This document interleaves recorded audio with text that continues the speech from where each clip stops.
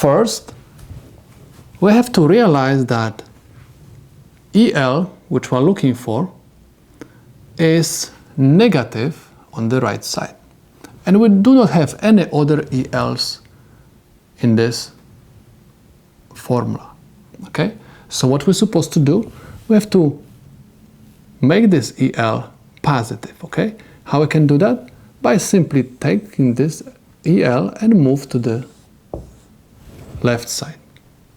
Now, because this term doesn't contain EL, I'm going to take this term and move to the right side.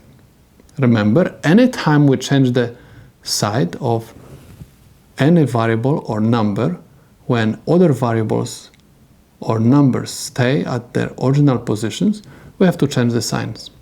So I'm going to have EL equals EN minus R0 IL. Remember, I changed the sign because I moved this term to the right side.